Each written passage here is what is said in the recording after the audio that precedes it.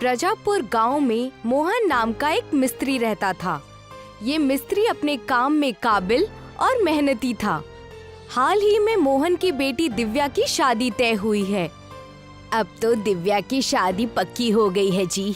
बड़ी खुशी की बात होगी जो साल भर में इसकी शादी निपट जाए तो। हाँ, पर ये घर बहुत खाली हो जाएगा बिना दिव्या के। पर शादी साल भर में रख दी गई है। अब साल भर में सारी चीजें संभाल तो लेंगे ना। तू फिक्र मत कर बेटा, वो मेरा काम है।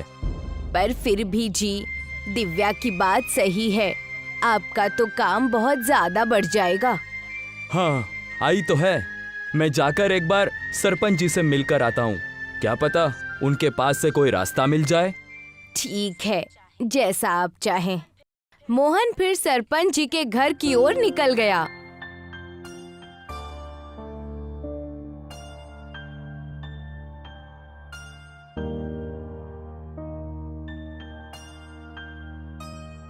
अरे सरपंच जी, कैसे हैं? सब ठीक तो है ना? अब तक तो ठीक ही था भाई। अब तुम जो बात बताओगे उससे पता चलेगा कि आगे ठीक रहूंगा कि नहीं। सरपंच जी, आप भी ना। कोई बात नहीं, अब बताओ कैसे आना हुआ। सरपंच जी, आप तो जानते हैं कि दिव्या का निकाह 1 साल बाद तय हो चुका है, जिसके लिए मुझे शायद उस वक्त कुछ जरूरत पड़ सकती है पैसों की। इसीलिए मैं आपके पास आया था कि अगर कोई ऐसी दिक्कत आती है तो आप उस वक्त हमारी पैसों से मदद करें। वाह, मैं तुम्हें पैसे तो नहीं देने वाला। पैसे तो मैंने इतने रखे ही नहीं कि मैं तुम्हारे बेटी की निकाह के लिए दे सकूं। अच्छा सरपंच जी, कोई बात नहीं। बस कस्बे में जो भी मिस्त्री का काम है वो आप मुझे दे दीजिए, तो मैं काफ़ी मशक्कत करके पैसा जल्दी जुटा लूंगा। अगर पूरे कस्बे का काम अकेला कर लेगा तो मुझसे भी ज़्यादा रईस हो जाएगा। मैं तो इसकी मदद कभी भी नहीं करूंगा, और अकेले पूरे कस्बे का काम करना मुमकिन भी नहीं है।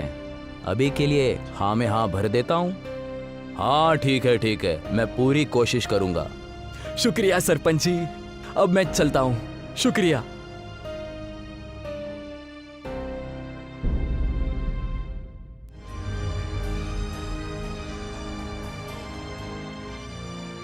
मोहन अपने घर आता है और शालिनी को सारी बातें बताता है। मैं तो जानती थी कि ये सरपंच किसी काम का नहीं है, बस बातें कर सकता है। बताओ, बिटिया की शादी में कुछ पैसों की जरूरत पड़ने पर अगर ना दे तो किस बात का सरपंच। और ऐसा भी नहीं है कि हम उससे जो उसके पैसे लेंगे वो वापस नहीं लौट आएंगे। तुम नाराज क्यों हो जाती हो शालिनी? किसी और के आदत से हमारा कोई लेना देना नहीं है। अगर वो पैसे नहीं देना चाहे तो नहीं दे, उसमें हमें कुछ कहने की जरूरत नहीं है, ना ही दिक्कतें जताने की जरूरत है। मैं कल से और ज्यादा काम करूंगा। पर ऐसे तो आपकी सेहत खराब हो जाएगी। ये सब सोचकर काम नहीं होता। अब मैं कल से काम करके रात देर से आऊंगा और ज्यादातर वक्त दुकान पर ही निकालूंगा। हे मालिक, अपनी रहम हम पर बनाए रखना और आपकी तबीयत भी ठीक रहे। बस इन दुआओं से ज्यादा और क्या चाहिए मुझे मशक्कत करने के लिए। बाकी तो तुम और ऊपर वाला देख लेंगे। अब मैं दुकान के लिए चला जाता हूँ। ठीक है जी, जल्दी आइएगा। मोहन अपनी दुकान में जाता है और लकड़ी का काम करने लगता है। मोहन के पास गांव से कुछ लोग काम कराने आने लगते हैं और तब माधव नाम का एक आदमी मोहन को दूर से ही देखता है और वहां जाता है। अरे वाह भैया, आप तो बड़े लगन से काम करते हैं। कौन है भैया? पहचाना नहीं मैंने। मैं तो बस यूं ही कस्बे से गुजर रहा था और आपको लगन से काम करता हुआ देखा तो सोचा कुछ वक्त ठहर जाऊं। आपकी बातें तो बहुत अच्छी लगती है और मानो मेहनत करने का हौसला बढ़ाती है कि मैं काम में लगा रहूं। 1 साल में मेरी बेटी का निकाह है। यदि आप वक्त निकाल कर आ सकेंगे तो बहुत एहसान होगा। क्यों नहीं, जरूर। क्या ये कस्बे वाले तुम्हें काम नहीं देते? नहीं, ऐसा नहीं है। जब से कस्बे में बिटिया की निकाह का पता चला है, लोगों ने अपने आप सारे काम मेरे पास बढ़ा दिए हैं। बहुत बढ़िया, तो आप अपना काम कर लीजिए और मैं चलता हूँ। आपके काम में मुसीबत नहीं बनना चाहता। जी जी, आपसे बात करके मुझे बहुत अच्छा लगा, मानो नया हौसला आ गया हो। आप जब चाहे तब यहाँ आ सकते हैं। ठीक है भैया, नमस्ते। नमस्ते।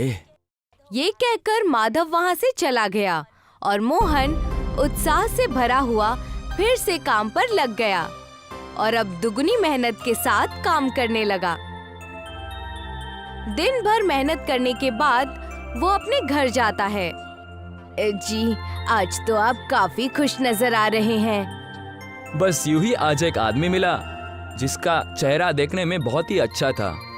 ऊपर वाला करे कि ऐसा ही हर दिन हो जाए, कि रोज उस आदमी के दर्शन हो जाए बस। अच्छा, तो उन्हें भी दिव्या की शादी में बुलाया है आपने? हाँ, कहा तो है कि आएंगे। बाकी जिस तरह आज काम हुआ है, इस तरह मैं कितना भी काम कर लूं, हूँ तो अकेला ही ना। इस वजह से पैसे इकट्ठे करना बड़ी मुसीबत है।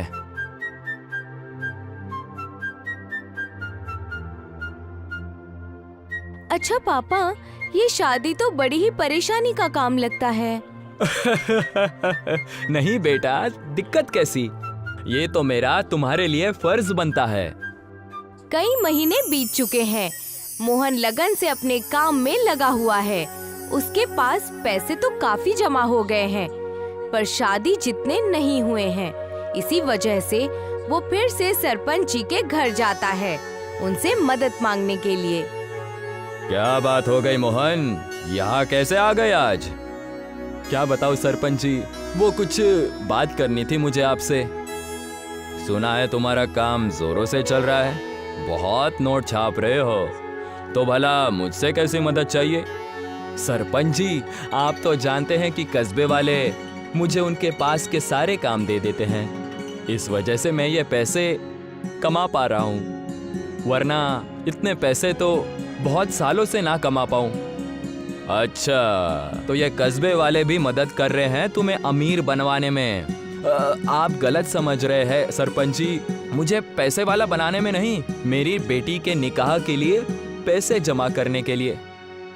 अब तक निकाह के लिए पैसे जमा नहीं हुए? नहीं सरपंच जी, इकट्ठे नहीं हो पाए। दिन रात काम करने के बाद भी अगर ऐसा ही चलता रहा तो जो हालत बनी है वो भी बिगड़ जाएगी। साथ में कोई काम करने वाला भी नहीं है, वरना थोड़ी मदद हो जाती मेरी। तो अब मेरे पास क्यों आए हो, ये भी बता तो भाई। वही बात जो मैंने आपसे शुरू में कही थी कि आप मुझे पैसे दे देते। पैसे तो नहीं दूंगा, कस्बे वालों से मेहनत करवाते रहो। ठीक है। ये कहकर मोहन वहाँ से अपने घर चला गया। आया बड़ा, मैं इसकी मदद क्यों करूं? इतना ही नहीं, इसकी अकल तो ठिकाने लगानी पड़ेगी, वरना अगर ऐसा ही चलता रहा तो ये मुझसे भी ज्यादा पैसे वाला हो जाएगा।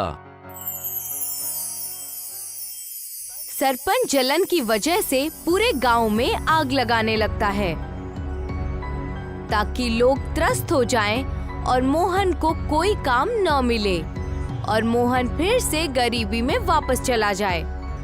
मोहन को अचानक एक ख्वाब आता है जिसमें माधव उसे चौराहे पर रखे आपातकालीन घंटी के पास बुलाता है। ये ख्वाब देखकर मोहन उठ जाता है। ये कैसा ख्वाब देख लिया मैंने? कोई मुसीबत तो नहीं आने वाली? क्या हुआ जी, ऐसे चौंक कर क्यों उठ गए आप? माधव ख्वाबों में आकर आपातकालीन घंटे के पास इशारा कर रहे थे। कस्बा मुसीबत में तो नहीं? मोहन और शालिनी वहां चौराहे तक चले जाते हैं। मोहन उस घंटी को तेज तेज बजाने लगता है। अभी तो आग जोर की लगी नहीं है, पर देखने में लगता है कि हर घर में किसी ने आग लगाने की कोशिश जरूर की है। पता नहीं, अगर वो ख्वाब ना आता तो न जाने आज यहाँ क्या हो जाता। मोहन के इशारा करने से सब अपने घर से बाहर निकलकर आग बुझा देते हैं और सारे लोग बच जाते हैं। तभी वहाँ पर मोहन के सामने कुल देवता प्रकट होते हैं। अरे माधव, तुम माफ करना, कुल देवता आप? कुल देवता, प्रणाम प्रभु। माधव ही पुकार लो मोहन, दोस्त ही तो हूँ मैं तुम्हारा। तुम वाकई में बहुत ही भले और करुणामयी इंसान हो। मैं तुम्हें 2 की जगह 6 हाथ देता हूँ।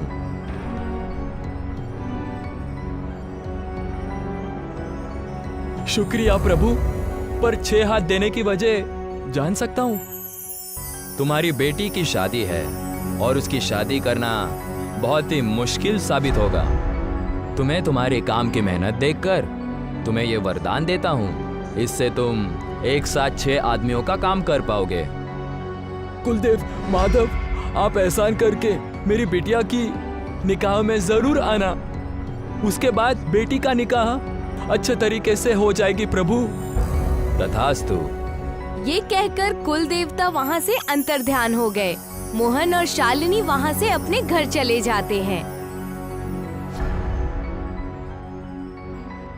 सरपंच और बाकी गांव के लोग मोहन की दुकान के बाहर आकर खड़े होते हैं और उसका ये रूप देखकर हैरान रह जाते हैं। अरे ये क्या मोहन, तुम्हारे ये 6 हाथ कैसे हो गए? और ये काम तो ऐसे कर रहे हो जैसे मानो 10 लोग एक साथ कर रहे हो। आइए, आप सबका स्वागत है मेरी दुकान पर।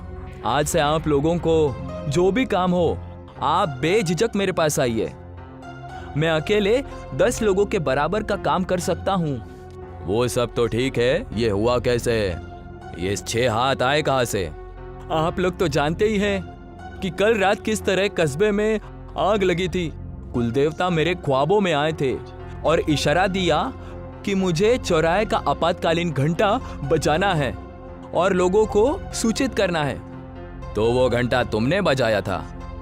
जी, और इसी से खुश होकर कुलदेवता ने मुझे ये 6 हाथ दे दिए, जिससे मैं 10 लोगों का काम कर सकूं और बेटी के निकाह के लिए पैसे जुटा सकूं। तो तुमने ही मेरा काम बिगाड़ा। आपका काम? आपका कार्य? यानी वो आग आपने लगाई थी? नहीं, वो ये तो आपने बहुत ही गलत किया सरपंच जी। अपने लालच के लिए इतने लोगों का नुकसान करना ठीक नहीं था। मोहन के ये कहते ही सरपंच वहाँ से भाग निकला।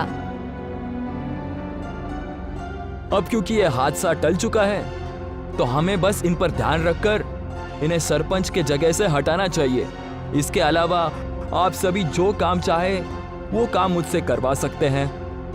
इसके बाद कुछ ही महीनों में मोहन ने अपनी बेटी की शादी करवाई और माधव के रूप में कुल देवता ने इस शादी में भाग लेकर मोहन और उसके परिवार को प्यार से ढेर सारी दुआएं दी।